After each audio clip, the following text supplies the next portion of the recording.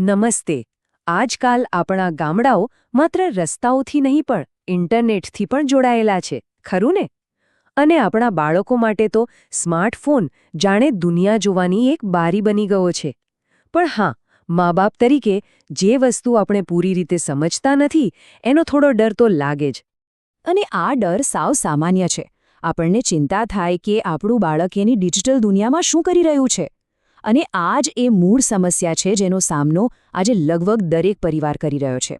તો પછી કરવું શું? ફોન લઈ લેવો એ કોઈ ઉપાય નથી. સાચો રસ્તો છે પ્રતિબંધને બદલે સશક્તિકરણનો. એટલે કે ફોન છીનવી લેવા કરતાં એનો જવાબદારીપૂર્વક ઉપયોગ કરતા શીખવવું વધુ જરૂરી છે. તો ચાલો આપણે આ એક નવા વિચારને સમજીએ. ડિજિટલ સરપંચ. આનો મતલબ શું?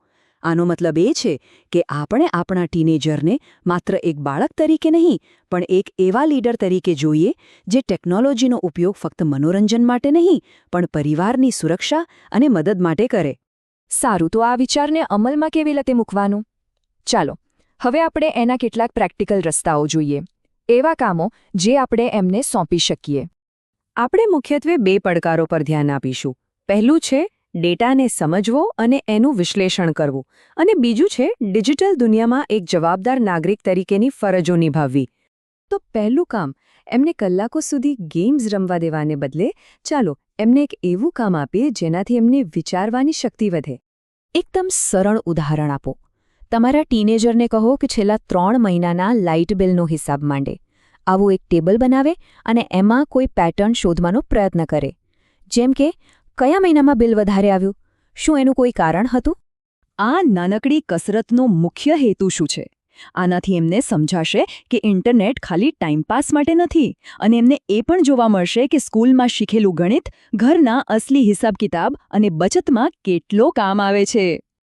ચાલો હવે બીજી ફરજની વાત કરીએ.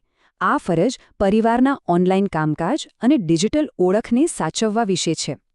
એમને પ્રોત્સાહિત કરો કે સ્માર્ટફોનનો ઉપયોગ કરીને આવા નાના-મોટા કામો જાતે કરે. જેમ કે આધાર કાર્ડમાં સુધારો કરવો, ટ્રેનની ટિકિટ બુક કરવી કે પછી પાકના બજાર ભાવ જોવા. અને આનો જે માનસિક ફાયદો છે ને એ બહુ મોટો છે. જ્યારે ટીનેજરને એવું લાગે છે કે એમના કારણે પપ્પાને સરકારી ઓફિસના ધક્કા ખાવામાંથી બચી ગયા, ત્યારે એમનો આત્મવિશ્વાસ ક્યાંય વધી જાય છે. એમને લાગે છે કે એ પરિવાર માટે કંઈક મહત્વનું કરી રહ્યા છે. સારું, તો આ બધા કામકાજ પછી હવે સૌથી મહત્વના વિષય પર આવીએ: ઓનલાઈન સુરક્ષા. આને સમજવા માટે આપણે એક જૂની પણ જાણીતી સરખામણીનો ઉપયોગ કરીશું. જુઓ, વાત એકદમ સીધી છે. જે નિયમો આપણે બાળકોને વાસ્તવિક દુનિયામાં સુરક્ષિત રહેવા માટે શીખવીએ છીએ, એ જ નિયમો આ ડિજિટલ ચોક એટલે કે ઇન્ટરનેટ પર પણ લાગુ પડે છે. હવે એક સાવ સીધો સવાલ: શું આપણે ક્યારેય આપણા ઘરની ચાવી કોઈ અજાણ્યા માણસને આપી દઈએ છીએ? ના, બિલકુલ નહીં. તો પછી આ સરખામણીને બરાબર સમજવા જેવી છે. જેમ ઘરની ચાવીથી કોઈ ઘરમાં ઘૂસી શકે છે, એમ જ ઓટીપી અને પાસવર્ડ એ આપણા ડિજિટલ ઘરની ચાવીઓ છે. એનાથી કોઈ આપણા આખા ડિજિટલ જીવનમાં એટલે કે બેંક એકાઉન્ટથી લઈને અંગત ફોટા સુધી બધે જ પહોંચી શકે છે. તો આ રહ્યું એક બીજું કામ. તમારા ટીનેજરને પરિવારના ડિજિટલ સિક્યોરિટી ઓફિસર બનાવો. એમને કહો કે ઘરના બધા ફોનની પ્રાઇવસી સેટિંગ્સ ચેક કરે અને આપણને સમજાવે કે આ સેટિંગ્સ ડિજિટલ ચોરોથી આપણને કેવી રીતે બચાવે છે. અને આ અભિગમનો સૌથી મોટો ફાયદો એ છે કે જ્યારે આપણે કોઈને રક્ષકની જવાબદારી આપીએ છીએ ત્યારે એ પોતે પણ વધારે સાવચેત રહે છે અને નિયમોનું પાલન કરે છે. તો આ બધા વ્યવહારુ પગલાં પછી ચાલો આપણે આ વાતચીતના સાર પર આવીએ, જે એક મૂળભૂત મૂલ્ય સાથે જોડાયેલું છે.